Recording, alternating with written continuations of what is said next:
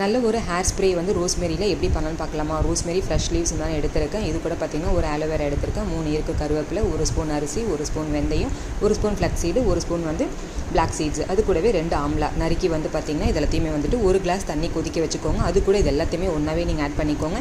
உங்களுக்கு வந்து ஃப்ரெஷ்ஷான ரோஸ்மெரி கிடைக்கல அப்படின்னா ட்ரை லீவ்ஸே வந்து உங்களுக்கு வந்து கிடைக்கும். ஸோ நீங்கள் அதையும் யூஸ் பண்ணிக்கலாம். இதுக்கு எல்லாமே பார்த்திங்கன்னா 1 கிளாஸ் வாட்டரில் இது எல்லாத்தையுமே நான் டேரெக்டாக ஆட் பண்ணிக்கிறேன். இது எல்லாமே நல்லா கொதிக்க விட்டோன்னா இது கலர் சேஞ்ச் ஆகும். இது மாதிரி அந்த டைமில் கலர் சேஞ்ச் ஆகும்போது பார்த்திங்கன்னா இதை வந்து நம்ம ஹேரில் எப்படி அப்ளை பண்ணலாம் அப்படின்றதையும் உங்களுக்கு சொல்கிறேன். நான் சொன்ன மாதிரி ஃப்ரெஷ் லீவ்ஸ் உங்களுக்கு கிடைக்கலாம். இதான் வந்து ரோஸ்மெரின்றது. நீங்கள் வந்து வீட்டிலே வாங்கி கூட நீங்கள் வளர்க்கலாம். உங்களுக்கு சூப்பராக நல்லா ஹெல்ப்ஃபுல்லாக இருக்கும்.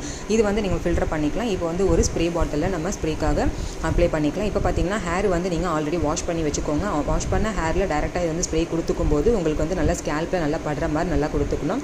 அதுக்கப்புறம் நீங்கள் ஷாம்பு போட்டுலாம் வாஷ் பண்ணக்கூடாது. டேரெக்டாக நீங்கள் வந்து ப்ளெயினாக வாஷ் பண்ணிங்கனாலே உங்களுக்கு நல்ல ரிசல்ட்டு கிடைக்கும். இதை மாதிரி நீங்கள் ட்ரை பண்ணி பாருங்கள். என்னோட பேஜை மறக்காமல் ஃபாலோ பண்ணிக்கோங்க. எப்படி இருந்துன்னு சொல்லி கமெண்ட்லேயே சொல்லுங்கள். தேங்க்யூ.